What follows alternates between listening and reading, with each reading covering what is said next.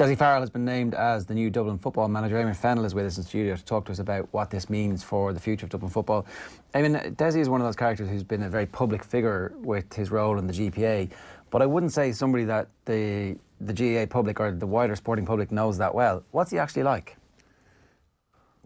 I've fond memories of Dessie. Like, he's always been really good for me, both when I came onto the Dublin team in 2005, just taking me aside, talking me through what kind of roles and responsibilities and expectations as well, but also about how to kind of get the most from the people around you. So not just being a young lad coming through and feeling isolated. It's about sitting down with Wheelo, Darren Holman, Shane Ryan, whoever has been, and challenging them as much as they're going to challenge me. So I learned a lot from him in 2005. And then away from that, through his connections with the GPA, I've had a lot of dealings with Dessie, and again, all very positive. He's always been there to give me a hand when I've needed it. I think that side of it, the GPA side of it, is going to be huge for him in the Dublin job, because he knows the setup of the GAA. He knows a lot of players from all over Ireland, and he has massive support there from people who, if he needs it, be more obliging to give it to him. He knows the politics of the GAA really well as well, all the way back. There was a great piece by Conor McKeown today where he talked about Dessie being allowed to attend a county board meeting even though he was a player, because he asked the hurling delegate from Nafina if he could go in his stead. It's like, okay, that's like next level kind of, you're going to try and kick me out, but I'm going to say I'm here. Like, understanding the procedures and where the bodies are buried is always good for, you know, if somebody needs to get off a suspension or whatever. And it's also just good to be able to get stuff done. So I'm going to assume that this is the most seamless handover that you could have had from Jim Gavin, because obviously Gavin has an amazing reputation as a CEO type person who also was invested in the coaching. Will Dessie be different? Will Dessie be more involved with the coaching and game plans, or is there going to be anything that you think is going to be the biggest challenge, say, from his perspective, to keep the ship on the road? Well, in comparison to Jim, I think their mannerisms are very similar in regards how they conduct themselves when they're a manager, what they're talking about when they're talking to media. I think Dessie's a bit more of a people person. So Jim could totally just distance himself from the sentimental and realise that he was a football manager who was there to do a job. I think if you look at Dessie over the last few years, and even though he's worked with minors and 21s where you kind of have to throw your arm over someone's shoulder, I think he's probably learned a lot of valuable lessons along the way, especially at minors. And going into the 21s, a lot of these guys will know, the likes of Brian Fenton would have come through that team, Jack Kieran. So he's worked with these guys, he understands them. So look, I think he's going to be straight in there, knowing the guys, how they play, what motivates them and such as well. The bit where you're coming into the squad as a young player, the midfielders you talked about were all-stars or all-star calibre over the next couple of years. So obviously they were looking at you as a threat, really, but he was making sure that they were going to be driven on by you, and that helped to refresh the squad. The squad is always going to need a bit of refreshing, so he's got a bit of experience. Even back then, I guess, is the point I'm making, even back then he was already being a bit of a manager. Yeah, and I named probably three of the lads, like Darren, Kieran, Shane, but then you had Darren McGee, Declan O'Mantony, John Coughlin. It was just a team of midfielders that Pillar had, but yeah, the one thing for me was when I was sitting in the dressing room, I was beside J.O., Paddy Christie, Shane Ryan, Collie Moran, all veterans at that stage. And it can be really daunting just sitting there and listening to the conversations when you're only coming in. And he was one of the first people that just came up to me just to say, look, it's great that you're here, but you are here. Yeah. So now you have to push on, and don't be afraid of the people that are around you. Just kind of, you need to express yourself on the pitch, but also challenge people.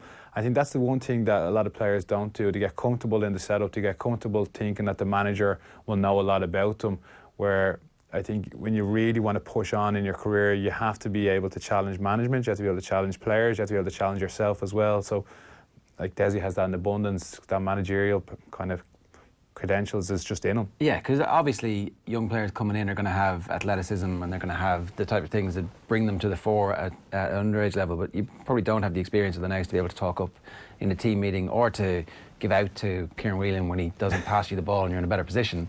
Like, having somebody inject that straight into the culture is a great thing. Yeah, absolutely. And you need to have that honesty and openness with one another, and it's something that I think if I look back at my time with Dublin, it was something that we didn't fully have in the 2005-2010 periods. But then when Pat brought a lot of new people in, the culture kind of changed. Then it wasn't the same people that had been around for the last few years.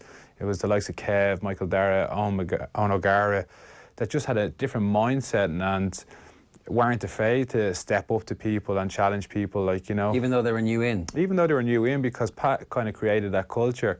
I think that's what Dessie has as well. Dessie has that openness to kind of make it player-led to an extent, to understand that the players have to take a certain amount of onus and responsibility.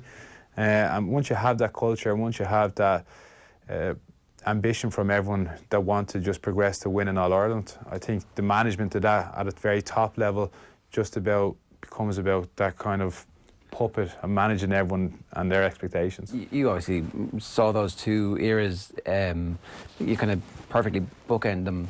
What was the fundamental difference? Like, it's not if switch doesn't get flicked either, because it took Pat Kilroy a couple of years to get to the point where the team was able to think its way out of trouble. I think it's a really in-depth conversation we could have about this, because I think there's a lot of things, like between creating that high performance culture and like, even when I look back now and I started to read a lot more books like the likes of Legacy about the All Blacks, about leaving the jersey in a better position, Pat kind of brought that in as well, about making the person beside you look better. So it wasn't about you, it wasn't about what your role, what your metrics were. This is expressed, he says this.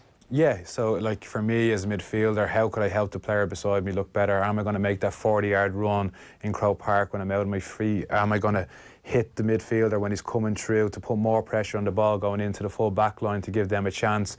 It was all these little things that before it was all about, right, I need to get 5 tackles, I need to get blocks on this person, I need to win 3 kick-outs, whatever it might have been, where now it kind of, the role changed to doing more for the person beside you to make them look better. They have to give you credit for that, right? Because if you don't hit your stats, there was definitely a culture for a period of time where if you didn't hit your stats in the GAA, you were taken off. Famously, yeah. McGeady gets taken off because he hasn't touched the ball in a number of minutes against Tyrone in Ireland semi-final, and it's one of the, you know, it's one of those decisions, sliding doors moment in GAA history.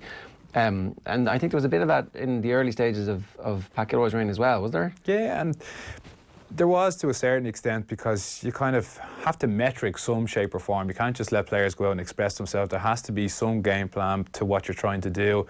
But them metrics, I think people can get just bogged down in them. And when you can see people are sticking to the game plan, and as Jim would call it, the process, you kind of have to, like, you have to take that in consideration as well. So, like, one of the big turning points for me is when 2010, Bernard just had one of them years, like just an incredible year, and he got a lot of attention for it, and rightly so. Like, yeah. he was standout player of the year, but he also kind of celebrated like he was achieving all this thing. Where, in fairness, Bernard realised early in 2011, and I kind of think Pat kind of pushed him on it, that in order for you to be the success, there's 40 men behind you that have to do the work to get you the ball, to get you in the position, to create the space for you to score and do what you do best. Yeah.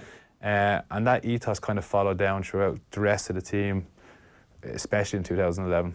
So that culture gets established, and you see Jim Gavin evolve it. The fact that Dessie's in the background for all this, at this period, working with under-13s and under-15 crew, the under-16s, the minor crew, and the under-21s. I don't know how engaged he is with all that stuff, but certainly you're seeing it, right? If this process is working properly, he's aware of what the high-performance culture is like at the senior level. Yeah, and like you look at Mickey Hart, he went through the same kind of process as well, where I think if I'm looking for a manager to come through for me when I'm at senior level, you want to know that he's gone through the kind of trials and tribulations of having to deal with minor setup and all the complications come around, people studying, trying to get vying for people's time when they're playing college, hurling, whatever it might be, and then into under-21s where you're dealing with kids and people who want to go out socially and experience new things. So, like, that manager has to go through a lot of learning, and he's going to make mistakes on the way, as will the players. When you get to the senior, that learning curve sort of dips now, and now it's just, there's an expectation that you know what you need to do, and the players have to have that same expectation. So the learning curve for Dessie, minor and 21, was a lot steeper. Now that he's in the seniors, I think it's going to be just about, okay, you know a lot, you've learned a lot, it's about putting it into practice now and getting the buy-in from the players. Do you know, or do you expect any more retirements, or is this kind of too late for people? You would have expected people to have stepped away already? Oh, it's hard to call. I honest to God, I don't know. I think if people were going to go, they made their mind up now. Like the lads that were kind of on the periphery, I'd say if Jim had stayed on, there may be one or two that just kind of thought about it over the Christmas and just said, look, it's not for me. A la like Paul Flynn did after the National League.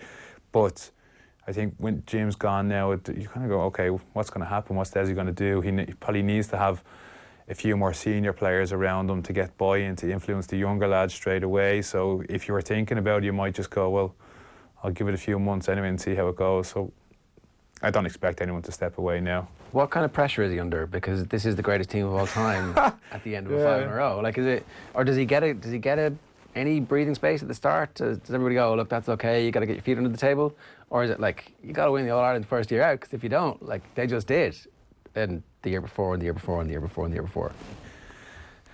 It's really tough. Like you kind of don't envy him in that regard. Like you'd love to have the team that he has, the resources that he has, but you don't want to have the expectations that he has. How does he dampen those? Is it like, you know, have a massive training session every morning of every league game and, you know, just about avoid relegation or get relegated, and it's like, oh, Jesus, this is a crisis, and then, you know, come out and everything's grand. What do you do to... I don't know. If I was Dessie, I'd kind of look at, like, you have to put your own stamp on things. What Jim did was incredible. What Pat did was incredible. And like both of them were different in regards to the team, the performance, how they played. I think Dessie's going to put his own stamp on it, and that may come from the early rounds of a Burn Cup and a National League, blooding in new players, trying new systems, just to see what kind of works for him with the players he has around him. Because yes, he will know them. A lot of them have developed further along the way. He'll know he's been around the club scene for 2 years now in the FINA, so I'm sure he's going to want to bring some players from the club scene that he's seen come in from over the last 2 years. So I think he's going to trial a lot of things early on, and you kind of have to let, he should, and we should all let him, and whatever the outcomes are from that, just so be it. Do you expect any change in style of play? Like, is there, I mean, he's obviously somebody who was a hockey interprovincial as a player, so he has that kind of sense of other sports that we saw the team under Jason in particular with basketball. All right, they've already embraced all that stuff, so you know he's going to be looking wide and far to see new things. Any differences in style of play? Well, if I look at the Nafina team, and we did a lot of work on Nafina over the last 2 years, video work on them, they play a lovely style of football. It's very open, it's very expansive, which is kind of what I associate with Dublin at the moment. So I don't see any changes in that attacking style and how they move the ball forward, just very quick. Defensively, I think Dublin were... the Dublin team now, they're ruthless when they need to be ruthless. They can operationally and systematically, they can put the players where they need to be.